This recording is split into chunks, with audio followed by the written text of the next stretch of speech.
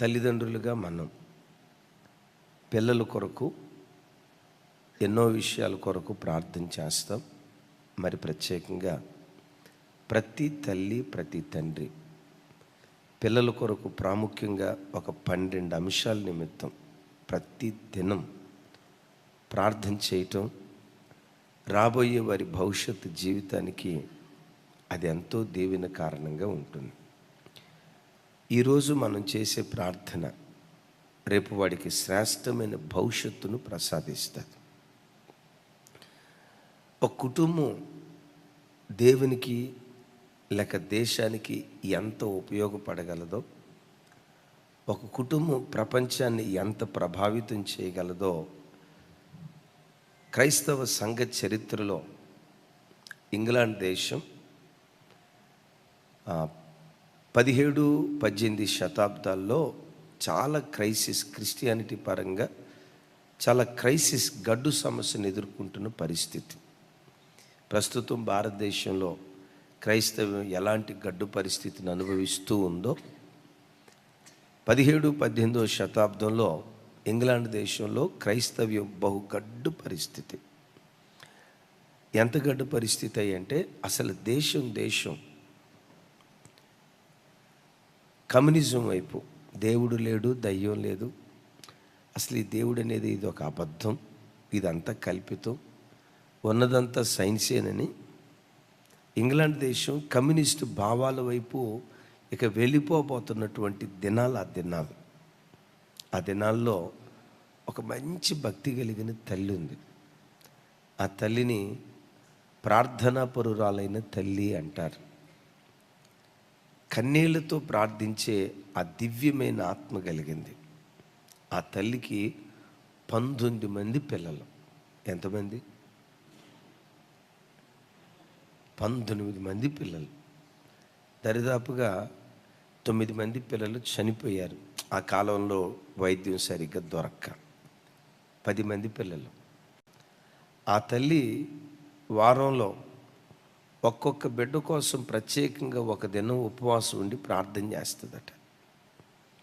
కొన్ని సందర్భాల్లో సాయంత్రం 6-7 ప్రాంతంలో పిల్లలు అట్లా పండుకున్న తర్వాత ఒక్కొక్కరి దగ్గరికి వెళ్ళి ప్రార్థన చేయటం ప్రారంభించేదంట. ఒక్కొక్కరి కోసం గంటన్నర అలాగే ఆ బిడ్డల దగ్గర మోకరించి ప్రార్థన చేస్తూ ఉంటే సాయంత్రం 6-7 ఆ ప్రాంతంలో ప్రార్థన ప్రారంభిస్తే ప్రార్థన ముగించేసరికి తెల్లారిపోయేది. ఇంకా అలాగే తన దినచర్యలోకి వెళ్ళిపోయేదట. పిల్లల కొరకు రాత్రిపూట ప్రార్థన చేసి కొన్ని రోజుల పాటు రాత్రిపూట నిద్ర లేకుండా పనిలోకి వెళ్ళిపోయేదట. అంత గొప్ప ప్రార్థనా పరురాలు. ఆ తల్లి ప్రార్థన మూలంగా ఆ తల్లి గర్భంలో పుట్టిన 2 కుమారులు ఇంగ్లాండ్ దేశాన్ని కమ్యూనిస్టు ఉచ్చులో నుంచి విడిపించి క్రైస్తవ దేశంగా మార్చే గొప్ప దైవ సేవకులుగా బిడ్డలు మార్చబడ్డారు. వాళ్ళలో ఒక బాబు పేరు, ఒక ఆయన పేరు జాన్ వెస్లే. ఒక ఇంగ్లాండ్ దేశాన్ని మాత్రమే కాదు, ప్రపంచంలో అనేక దేశాల్లో చర్చి స్థాపించబడటానికి ఆ 2 కొడుకులు కారణమయ్యారు. చూడండి, ఒక్క కుటుంబం దేశాన్ని మార్చింది. ఒక్క కుటుంబ ప్రార్థన, ఒక తల్లి కన్నీటి ప్రార్థన ప్రపంచ దేశాలు ప్రభు తట్టు త్రిప్పబట్టానికి కారణమైంది.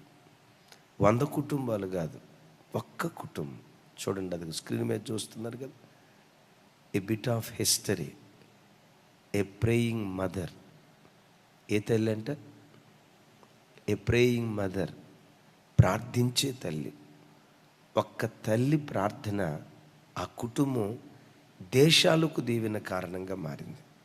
దైవజనమ, వాళ్ళు ఎవరి కుటుంబాలు మారాయి, మన కుటుంబాలు అలా అవుతాయా అని అనుకోవటానికి వీల్లేదు.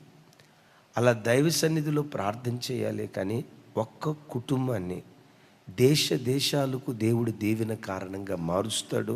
మనం అలా దేవుని సన్నిధిలో ప్రార్థన చేయగలిగితే. ఎందుకు మనం ప్రార్థన చేయాలి? పిల్లల కొరకు ప్రత్యేకంగా ఏ విషయాల కొరకు ప్రార్థన చేయాలి? తల్లి ప్రార్థనను లేకపోతే తల్లిదండ్రుల ప్రార్థనను గురించి క్రైస్తవులందరికీ సుపరిచితమైన ఒక మాట, విలాప వాక్యాలు చూడండి. 2వ అధ్యాయం 18వ వచనం నుంచి 19వ వచనం వరకు నాతో కలిసి అందరూ ఈ మాట చెప్పండి, నోరు తెరిచి పెద్దగా. జనులు హృదయపూర్వకముగా యెహోవాకు మొరపెట్టుదురు, సియోను కుమారి ప్రాకారమా నదీ ప్రవాహము వలె దివారాత్రములు కన్నీరు పారనిమ్ము, విరామము కలుగనీయకుము, నీ కంటి పాపను విశ్రమింపనీయకుము. నీవు లేచి రేయి మొదటి జామున మొరపెట్టుము, నీళ్లు కుమ్మరించినట్లు ప్రభువు సన్నిధిన నీ హృదయమును కుమ్మరింపుము. నీ పసిపిల్లల ప్రాణము కొరకు నీ చేతులను ఆయన తట్టు ఎత్తుము. మరోసారి అందరూ చూడండి. అంటాడు, ఓ తల్లులరా, రేయి మొదటి జామున లేచి నీ పసిపిల్లల ప్రాణం కొరకు ఆయన సన్నిధిలో మొరపెట్టు. ఎలా నువ్వు కన్నీళ్లు కారుస్తావంటే 18వ వచనంలో అంటాడు, నువ్వు ఎలా ఆయన సన్నిధిలో కన్నీళ్లు కారుస్తావంటే నదీ ప్రవాహము వలె. అప్పుడప్పుడు కాదంట దేవా, నదీ ప్రవాహంలాగా వాళ్ళ కొరకు నువ్వు కన్నీళ్లు కార్చు. అప్పుడప్పుడు కాదమ్మా, దివారాత్రులు వాళ్ళ కన్నీళ్లు కార్చు, విరామం కనుగొనీయకు, నీ కంటి పాపను విశ్రమింపనివ్వకు అని నీ పసిపిల్లల కొరకు ప్రార్థన చేయి అంటాడు. ఎందుకు ప్రార్థన చేయాలి? అక్కడ చక్కటి మాట రాసి ఉంటుంది, సియోను కుమారి ప్రాకారమా అంటాడు. చెప్పండి, సియోను కుమారి ప్రాకారమా అంటే ఆ మాటకున్న అర్థం ఏంటంటే, మన పిల్లల కొరకు దేవుని సన్నిధిలో మనం ప్రార్థన చేస్తే ఆ ప్రార్థన వాళ్ళకు ప్రాకారంగా మారిపోతాయి. ప్రార్థనా పరురాలైన తల్లి తన పిల్లలకు ప్రాకారం లాంటిది. ప్రార్థనాపరుడైన తండ్రి తన పిల్లలకు ప్రాకారం లాంటివాడు. దుష్టుడు వాళ్ళను ముట్టకుండా ఆ అమ్మ ప్రార్థనే పిల్లలకు ప్రాకారంగా మారిపోతుంది. సాతాను వాళ్ళను ముట్టకుండా ఉండేటట్లుగా వాళ్ళ చుట్టూత ప్రాకారంగా ఉండేది తల్లి, తండ్రి, దైవ సేవకులు కార్చే ఆ కన్నీళ్ళు, తల్లిదండ్రులు కార్చేటువంటి కన్నీళ్ళు, అవి ప్రాకారాలుగా మారిపోవునుగాక. మంచిది. పిల్లల కొరకు ప్రార్థన చేసేటప్పుడు ప్రాముఖ్యంగా మొట్టమొదట మనం చేయాల్సిన మొట్టమొదటి ప్రార్థన అంశం ఏంటంటే, ప్రభా, నా పిల్లలు విధేయులకు పిల్లలుగా వాళ్ళు బ్రతకాలి, అవిధేయులు కాకూడదు, తిరుగుబాటుదారులు కాకూడదు, మిమ్మల్ని వ్యతిరేకించే అవిధేయపు పిల్లలుగా మా పిల్లలు బ్రతకూడదు అని విధేయత కలిగిన పిల్లలుగా పిల్లలు బ్రతికేటట్లుగా ప్రార్థన చేయాలి. ఎందుకంటే సామెతల గ్రంథంలో సొలొమోను ఇలా చెప్తాడు. చూడండి, సామెతల గ్రంథం 30వ అధ్యాయం 11వ వచనం. తమ తండ్రిని శపించుచు తల్లిని దీవించని తరము కలదు అంటాడు. ఇదే మాట అపోస్తులైన పౌలు వారు దరిదాపుగా తిమోతి కొత్తను రాస్తూ ఇదే మాట అంటాడు. ఏంటంటే, రాబోయే కాలాల్లో నాన్న ఇలాంటి తరం రాబోతుంది. ఎలాంటి తరం రాబోతుంది అంటే, తల్లి మాటకు విలువ ఇవ్వకుండా, తండ్రి మాటను గౌరవించకుండా, నా బ్రతుకు నా ఇష్టం, నేను ఎలా బ్రతకాలనుకున్నానో అలా బ్రతుకుతాను అని అవిధేయత కలిగినటువంటి తరం రాబోయే దినాల్లో పుట్టుకొస్తుంది అని సామెతల గ్రంథంలో చెప్పటం మాత్రమే కాదు, తిమోతి పత్రికలో పౌలు గారు అంటాడు, అంత్య దినములలో అపాయకరమైన కాలం వస్తుంది, తల్లిదండ్రులకు అవిధేయులు అని మాట్లాడతాడు. ఎవరికి అవిధేయులు? నిజమే, ఒకప్పుడు పిల్లల పద్ధతి ఇప్పుడున్న పిల్లల పద్ధతికి చాలా వ్యత్యాసం ఉంటుంది. ఆ కాలంలో అసలు తండ్రి ఎదుటికెళ్ళి నిలవబడి అంత ధైర్యం ఉండేది కాదు. తండ్రికి ఏదన్నా చెప్పాలంటే, ఎవరితో ఏదైనా మాట్లాడాలంటే ఫోన్ ద్వారా మాట్లాడినట్లుగా నాన్నతో ఏది మాట్లాడాలన్నా మన ఫోన్ ఎవరు? అమ్మే. అమ్మ ద్వారా వెళ్ళాల్సిందే. ధైర్యంగా నాన్న దగ్గర నిలవబడిన జ్ఞాపకాలు లేవు. ఈ కాలంలో పిల్లలు చూడండి, తండ్రి ఎప్పుడైనా రేయ్ రేయ్ అని అన్నాడు అనుకోండి, పిల్లలు ఏమంటారు తెలుసు, ఏంటే ఏంటి అంటాడు. ఇక ఏంటి అనేసరికి ఆ తండ్రి గుండె ఆగిపోయి వీడినేం అనకూడదురా నాయన అని అక్కడే నోరు మూసుకొని కూర్చుంటాడు. అట్లాంటి అవిధేయిపోతారు. సొలొమోను అంటాడు, తండ్రి మాటకు విధేయత చూపక తల్లిని తండ్రిని దూషించి శపించే ఒక తరం రాబోతుంది అంటాడు. ఎందుకు సొలొమోను ఈ మాట అన్నాడు తెలుసా? తన కాలంలోనే తనకంటే ముందు తన అన్నలు ఉన్నారు, అమ్నోను, అబ్షాలోము, అదోనియా. తండ్రి అయిన దావీదుకు వ్యతిరేకంగా తిరుగుబాటు చేశారు. ఆ ముగ్గురు కుమారులు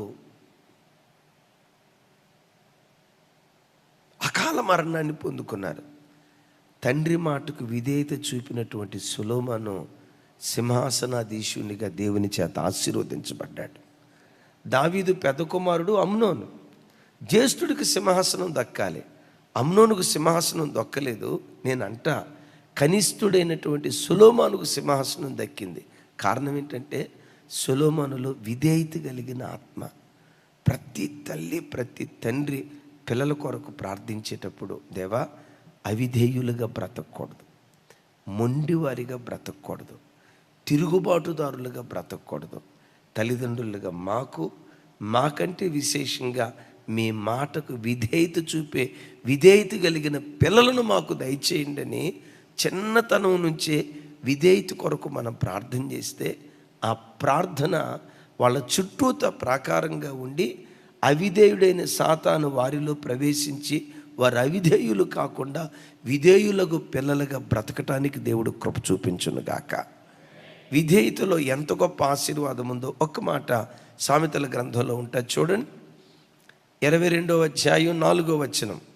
అందరూ నాతో కలిసి, యెహోవా యందు భయభక్తులు కలిగి ఉండుట వినయమునకు ప్రతిఫలం, ఐశ్వర్యము ఘనత జీవము దాని వలన కలుగును. ఒకసారి నాతో కలిసి చెప్పండి, ఐశ్వర్యము ఘనత జీవము దాని వలన కలుగును. దేని వలన? వినయం అనేది ఒక్కటి ఉంటే 3 రకాల ఆశీర్వాదాలు, ఐశ్వర్యం ఘనత జీవం. ఈ ఆషాఢ మాసం అప్పుడప్పుడు బట్టల దుకాణాలలో ఆఫర్ పెడతారు కదా, 1 కొంటే 3 ఫ్రీ అని, 1 కొంటే 2 ఫ్రీ అని. ఒకడు వినయం అనే ఆ ఒక్క గుణాన్ని సంపాదిస్తే ఐశ్వర్యము ఘనత జీవము వినయం వలన కలుగుతున్నట్లుగా లేఖనం అంటుంది. కనుక ప్రార్థించేటప్పుడు, దేవా మా పిల్లలకు కానీ మా మనవ సంతానానికి కానీ రాబోయే సంతానానికి కానీ ఎవరు అవిధేయులుగా బ్రతకూడదయ్యా, విధేయులుగా బ్రతకాలని ప్రార్థించుదాం. అట్టి కృప దేవుడు వారికి దయచేయును గాక. రెండోది, పిల్లల కొరకు ప్రార్థించేటప్పుడు చిన్నతనం నుంచే వారు దేవుని యందు భయభక్తులు కలిగి బ్రతికేటట్లుగా వాళ్ళ కొరకు ప్రార్థన చేయాలి. ప్రసంగి గ్రంథంలో మనం చూస్తాం కదా, నీ బాల్య దినముల యందే నీ సృష్టికర్తను స్మరణకు తెచ్చుకో అని రాసి ఉంటుంది. ప్రసంగి గ్రంథం 12వ అధ్యాయం 2వ వచనం. నాతో కలిసి చెప్పండి, నీ బాల్య దినముల యందే. ఎప్పుడు? నీ బాల్య దినముల యందే నీ సృష్టికర్తను స్మరణకు తెచ్చుకో అని రాసి ఉంటుంది. వయసు ఉడికిన తర్వాత, లేకపోతే నడి వయసుకు వచ్చిన తర్వాత యవన వయసులో దేవుని జ్ఞాపకం చేసుకోవటం కాదు, కానీ బాల్య దినముల నుండే వాళ్ళు సృష్టికర్తను స్మరణకు తెచ్చుకునేటట్లుగా ప్రతి తల్లి తండ్రి ప్రార్థన చేయాలి. ఎందుకు బాల్య దినాల నుంచే బ్రతకాలి? సామెతల గ్రంథంలో ఒక మాట రాస్తుంది, బాలుడు నడవవలసిన త్రోవను వానికి నేర్పుము, పెద్దవాడైన తర్వాత వాడు దానిలో నుండి. అంటే ఎప్పుడు నేర్పాలి? బాలురుగా ఉన్నప్పుడే మనం నేర్పాలి. చాలాసార్లు తల్లిదండ్రులు చేసేటువంటి పొరపాటు ఏంటంటే, పిల్లలు ఏదన్నా తప్పు చేశారనుకోండి, తండ్రి దండించబోతున్నాడు, లేకపోతే ఒక చెయ్యొత్తి ఒక దెబ్బ కొట్టబోతున్నాడు. ఈలోపు తల్లి వచ్చి ఆ కొడుకు ముందే అంటది, ఆడి పెద్దోడైన తర్వాత ఆడే తెలుసుకుంటాడులేండి. ఏం మన చిన్నపిల్లలు ఉన్నప్పుడు మనం తప్పు చేయలేదా అని అంటది. ఎప్పుడైతే ఆ పిల్లోడు ముందు తల్లి లాయరమ్మలాగా అందో ఇక ఆడికి కొమ్ములు వస్తాయి. పెద్దోడైన తర్వాత వాడే తెలుసుకుంటాడులేండి ఇది కరెక్ట్ కాదు. వాడికి ఎప్పుడు నేర్పాలి? బాలుడిగా ఉన్నప్పుడే నేర్పాలి. నేనంట ఆ చిన్నపిల్లలకు పాలు ఎలా మనం పోస్తామో చిన్నప్పటి నుండి భయభక్తులు కలిగిన జీవితం ఉగ్గుపాలతో వారికి నేర్పుతూ వాళ్ళ కొరకు ప్రార్థన చేయాలి. దేవా, బాల్య దినాల నుండే వీరు నీ పట్ల భయభక్తులు కలిగి బ్రతకాలయ్యా. యేసయ్యకి మహిమ కలుగును గాక. మనం ఆరాధించే యేసుక్రీస్తు ప్రభువారు ఉన్నారు కదా, ఆయన శరీరధారిగానే ఈ లోకానికి వచ్చారు. 12వ ఏట యెరూషలేముకి వెళ్ళారు. యెరూషలేములో పండగ జరుగుతుంది. ఆ కార్యక్రమం ముగించుకొని వీళ్ళు తిరిగి వస్తూ ఉంటే యేసు ప్రభువారు యెరూషలేములో 3 రోజులు అక్కడే ఉన్నారు. యెరూషలేములో అప్పుడు పండగ జరుగుతుంది. అమ్మ, ఏం జరుగుతుంది చెప్పండి? పండగ. సహజంగా పండగ అంటంతో మన భాషలో చెప్పాలంటే జాతర, రకరకాల కార్యక్రమాలు ఇవన్నీ జరుగుతూ ఉంటాయి. యేసు ప్రభు వాళ్ళతో పాటు రావట్లేదని తెలుసుకొని మరలా తిరిగి 3 రోజుల తర్వాత యెరూషలేముకి వెళ్ళారు. సహజంగా 12 సంవత్సరాల వయసు కలిగిన పిల్లోడు 12 సంవత్సరాల వయసు కలిగిన పిల్లోడు సహజంగా ఎక్కడుంటాడు? పిల్లల దగ్గర, గోలీగాయలు ఆడుకునే చోట, బెల్లం కూడా ఆడుకునే చోట, లేకపోతే సర్కస్ చేసే చోట, కోతి సర్కస్ చేసే చోట, ఇలాంటి చోట ఉంటారు. ప్రభు ఎక్కడున్నారని వెతికితే అద్భుతం తెలుసా?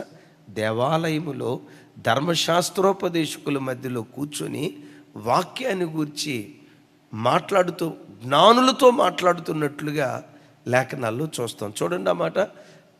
లూకా సువార్త 2వ అధ్యాయం 46, 47 వచనాలు. 3 దినములైన తర్వాత ఆయన దేవాలయములో బోధకుల మధ్య కూర్చుండి వారి మాటలు ఆలకించుచు వారిని ప్రశ్నలు అడుగుచు ఉండగా చూచిరి. 47 నాతో కలిసి. ఆయన మాటలు వినిన వారందరూ ఆయన ప్రజ్ఞకు ప్రత్యుత్తరములకు విస్మయము నొందిరి. ఏ వయసులో ధర్మశాస్త్రాన్ని గురించి మాట్లాడాడు? 12వ సంవత్సరంలో. ఒక ఆయన చెప్తారు 12వ సంవత్సరం వచ్చేసరికి యేసయ్య ధర్మశాస్త్రాన్ని అవపోసనం పోసాడట. మొత్తం లేఖనాలన్నీ పరిశోధించాడంట. అంటే బాల్య దినాల నుండే యేసయ్య భయభక్తులు కలిగి బ్రతుకుతూ వచ్చాడు. ఒకటి, విధేయులకు పిల్లలుగా బ్రతికేటట్లుగా వాళ్ళ కొరకు మనం ప్రార్థన చేయాలి. రెండవది, బాల్య దినాల నుండే వారు భయభక్తులు కలిగి బ్రతికేటట్లుగా వారి కొరకు మనం ప్రార్థన చేయాలి. మూడవది, మరి ప్రాముఖ్యమైనది, చిన్నతనం నుండే వాళ్ళ స్నేహాల కొరకు మనం ప్రార్థన చేయాలి. వాళ్ళ స్నేహితుల కొరకు మనం ప్రార్థన చేయాలి. ప్రభా, నా పిల్లలు ఏ దుష్ట స్నేహితులతో స్నేహం చేయకూడదయ్యా. ఈరోజు కానీ రేపు భవిష్యత్తులో కానీ దుష్ట స్నేహితులు నా పిల్లలకు రాకూడదయ్యా. మంచి బిడ్డలతో స్నేహం చేయాలి. ప్రార్థన చేసేటప్పుడు పరిశుద్ధ గ్రంథమైన బైబిల్లో దానియేలుకు స్నేహితులు ఉన్నారు కదయ్యా. ఎవరు? షడ్రక్, మెషక్, అబేద్నెగోలు. అలాంటి మంచి భక్తి కలిగిన వాళ్ళతో దానియేలుకు స్నేహం ఉంది కదయ్యా. దానియేలుకి ఎలాంటి మంచి స్నేహితులు ఉన్నారో నా పిల్లలకు కూడా ఇప్పుడే కానీ రాబోయే భవిష్యత్తులోనే కానీ మంచి స్నేహితులను నా పిల్లలకు వరంగా దయచేయని వాళ్ళ స్నేహం కొరకు, స్నేహితుల కొరకు మనం ప్రార్థన చేసేవారిగా ఉండాలి. ఎందుకు స్నేహితుల కొరకు ప్రార్థన చేయాలి? నేనంట, మన పిల్లలు మన ఇంట్లో ఉండేది, లేకపోతే మందిరంలో ఉండేది ఒక ఆదివారం, లేదా ఎప్పుడైనా ఉపవాస ప్రార్థనలు జరిగినప్పుడు. ఇంట్లో పిల్లలు ఉండేది రాత్రిపూట నిద్రపోయేటప్పుడు. పగలంతా వాళ్ళు కాలేజీలో ఉంటారు. ఎవరితో ఉంటారు? స్నేహితులతోనే ఉంటారు. స్నేహం మంచిది కాకపోతే మీరు ఎరుగుదురు కదా, మోసపోకుడి, దుష్ట సాంగత్యము మంచి నడవడిని చెరిపేస్తుంది. ఎప్పుడు అడగాలి, నా పిల్లలు స్కూల్కి వెళ్ళినప్పుడు మంచి స్నేహితులు వాళ్ళకి కావాలి ప్రభా. కాలేజీకి వెళ్ళినప్పుడు మంచి స్నేహితులు వాళ్ళకి కావాలి నాయన. చివరికి మందిరానికి వచ్చినప్పుడు, ఇప్పుడు మందిరానికి వచ్చినా కానీ మందిరంలో అందరూ మంచి వాళ్ళు ఉండరు కదా. మందిరానికి వచ్చిన తర్వాత కూడా పిల్లలకు మంచి స్నేహితులు కావాలి. ఎందుకు సహవాసం కొరకు మనం ప్రార్థన చేయాలంటే కీర్తనలో ఒక మాట రాసి ఉంటుంది చూడండి. 106 కీర్తన 35 చరణం. నాతో కలిసి, అన్యులతో సహవాసము చేసి వారి క్రియలు నేర్చుకునేది. ఏమి నేర్చుకున్నారట? ఎవరి క్రియలు? ఎందుకు వాళ్ళ క్రియలు నేర్చుకున్నారు? వాళ్ళతో సహవాసం ఎంత ప్రాముఖ్యమంటే మీ అందరికీ తెలుసు. ఒక మాట చెప్తాను. బియ్యం ఉంది, బియ్యం మసిబొగ్గుతో కలిపామనుకోండి, అది చేతబడి బియ్యం అయిపోతాయి. అదే బియ్యాన్ని పసుపులో కలిపామనుకోండి, తలంబ్రాలు అయిపోతాయి. అదే బియ్యాన్ని బెల్లంతో కలిపితే, అక్క ఇప్పుడు వెళ్ళి పాయసం చేసుకోండి, బెల్లంతో కలిపితే ఒకటే బియ్యం. బెల్లంతో కలిపితే పాయసం అయిపోయింది, పసుపుతో కలిపితే తలంబ్రాలు అయిపోయింది, బొగ్గుతో కలిపితే తెలియదేమో. చేతబడి చేసేటప్పుడు బొగ్గుతో బియ్యం కలుపుతారు, చేతబడి అయిపోతుంది. దైవజనమా, లోకస్తులతో పిల్లలు కలిస్తే వాళ్ళు లోకస్తులు అయిపోతారు. ప్రార్థనాపరులతో కలిస్తే వాళ్ళు ప్రార్థనాపరులు అవటానికి దేవుడు కృప చూపిస్తాడు. భవిష్యత్తులో కూడా దేవా, దుస్తులతో నా పిల్లలు స్నేహం చేయకూడదని, మూడవది వాళ్ళ స్నేహం కొరకు మనం ప్రార్థన చేసేవారిగా ఉండాలి. యేసయ్యకి మహిమ కలుగును గాక. 4వది చెప్పి రేపు మనం విందాం. 4వ మాట ఏంటంటే, వాళ్ళ కొరకు ప్రార్థన చేసేటప్పుడు వారిలో ఉన్న పిరికి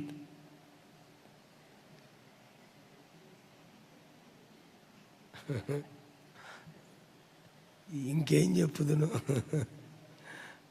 వదిలే నాయన, చూపించొద్దు. రైట్. వారిలో ఉన్న పిరికితనం తొలగిపోయి ధైర్యపు ఆత్మతో నింపబడేటట్లుగా వాళ్ళ కొరకు ప్రార్థన చేయాలి. యేసయ్యకి మహిమ కలుగును గాక. ఎందుకో చెప్పమంటారా? పిరికితనం వాళ్ళకు నూరిపోయకూడదు. విశ్వాసం, ధైర్యం వాళ్ళ గుండెల నిండా చిన్నప్పటి నుంచి మనం నూరిపోసేటువంటి వాళ్ళగా ఉండాలి. ఎందుకు పిరికితనం ఉండకూడదు?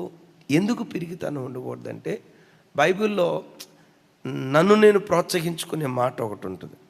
శ్రమ దినమున నీవు కృంగిన యొడల చాతగాని వాడివి అయిపోతావు అని రాసి ఉంటుంది. అంటే కృంగుదల ఒకడిని ఏం చేస్తుంది? చాతగానోడిగా మారుస్తుంది. చాతగానోడిగా మారుస్తుంది. నాకేమీ చేత కాదు, నేనంత తెలివి కలిగినోడిని కాదు, నాకంత జ్ఞానం లేదు, అబ్బా వాడంటే వేరు, వీళ్ళంటే వేరు, నాకంత లేదులే, నేనంత తెలివి కలిగినోడిని కాదులే అని వాడు కృంగ తీసుకుంటున్నాడు అంటే చివరికి ఏమైపోతాడో తెలుసా? చాతగానోడు అయిపోతాడు. నేను ఎప్పుడైనా తల్లిదండ్రులు పిల్లలను తీసుకొచ్చి వాళ్ళ కొరకు ప్రార్థన చేయించేటప్పుడు ఎవరైనా ఈ మాట అంటే అసలు ఊరుకోను. ఏంటో తెలుసా? అన్నయ్య, వీడు తింటాం ఎంత తింటాడు కానీ అస్సలు చదివింది జ్ఞాపకం ఉండదు అన్నయ్య, మతి మరిపోడు అన్నయ్య, వీడు నాకు ఎట్టా పుట్టాడో నాకు అర్థం కావట్లేదు అన్నయ్య, అన్నయ్య వీడికి అసలు జ్ఞాపక శక్తే లేదు అన్నయ్య అని. చూడండి, వాడి ముందే అంటే ఇక ఆడేం ఫిక్స్ అవుతాడు? అది చెప్పాలి. ఆడేం ఫిక్స్ అవుతాడు? ఇక నేను ఎంత చదివినా ఇంతే, మన బ్యాచ్ ఇంతే, మన జ్ఞాపక శక్తి ఉండదులే అని ఇక్కడికి చదువు మీద ఉన్న ఇంట్రెస్ట్ కూడా పోద్ది. పద్దాకల వీడు మతిపోనిపోడు అన్నయ్య, వీడు చదువుతాడు కానీ గుర్తుండదు అన్నయ్య, అన్నయ్య నిద్రమొత్తాడు అన్నయ్య, ముద్దబ్బాయి, బండబ్బాయి, ముద్దబ్బాయి. ఈ మాట పదే పదే వాడంటా వాడు వినేటప్పుడు నువ్వు అన్నావు అనుకో, ఇక ఇందు మూలంగా తేలిన ఫలితార్థం ఏమనగా వాడు ఫిక్స్ అయిపోతాడు. నేను మొద్దుని, నాకు ఏది చదివినా రాదు. కృంగుదల ఒకని చేతగాని వాడిగా మారుస్తుంది. అఫ్కోర్స్ అందరిలో ఉన్నంత చురుకుతనం వాడిలో లేకపోయి ఉండొచ్చు. వాడికి చిన్నతనం నుంచి వాడి గుండెల్లో మన ఉగ్గుపాలతో నేర్పాల్సింది ఏంటో తెలుసా? అపోస్తలుడైన పౌలు వారు అన్నారు, నాయనా నన్ను బలపరచు క్రీస్తు ద్వారా నేను సమస్తము చేయగలను అన్నాడు. దేవుడు బలపరుస్తాడు. అయినా నువ్వు మొద్దోడు ఎందుకు అవుతావురా? మనం ఆరాధించే దేవుడున్నాడే, బుద్ధి జ్ఞాన సర్వ సంపదలు నిక్షిప్తమై ఉన్న దేవుడు. ఆ దేవుని సన్నిధిలో ప్రార్థన చేస్తా, నువ్వు తప్పకుండా జ్ఞానవంతుడు అవుతావు అని ఎప్పుడు వారి గుండెల్ని ధైర్యంతో మనం నింపేటువంటి వారిగా ఉండాలి.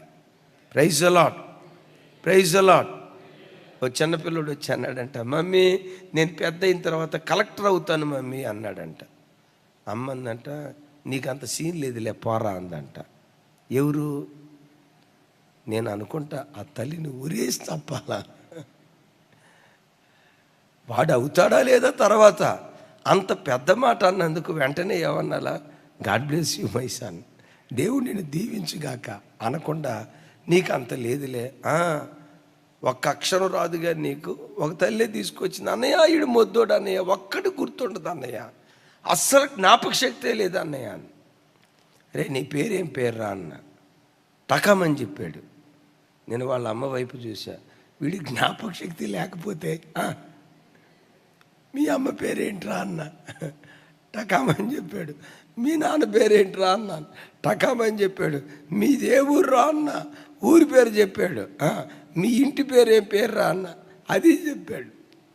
తర్వాత అడిగా, క్రికెట్లో సచిన్ టెండూల్కర్ ఎంత స్కోర్ చేసాడు రా అన్న. అంటాడు, అన్న వన్డేల్లోనా టెస్టుల్లోనా అన్నాడు. ఎన్ని సెంచరీలు చేశాడు రా అన్న. టకా టకా టకా చెప్పుకుంటా వెళ్తుంటే వాళ్ళమ్మ నోరీళ్ళు పెట్టి, బాబోయ్ మెమరీ చిప్ కూడా పనికిరాదు కదా, నెట్ అడిగినా గూగుల్ సెర్చ్ని అడిగినా ఏమొస్తుంది, ఆడిది బఫరింగ్ లేదు, టకా టకా చెప్పుకుంటే.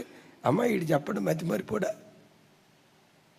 దైవజనమా, ఎప్పుడు ఆ నెగిటివ్ మాటలు, ఆ కృంగుదల కలిగిన మాటలు మాట్లాడకూడదు. ఎప్పుడు పిల్లల కొరకు ఆ ధైర్యం కలిగిన వారిగా ఉండేటట్లుగా వాళ్ళ కొరకు మనం ప్రార్థన చేయదుం గాక.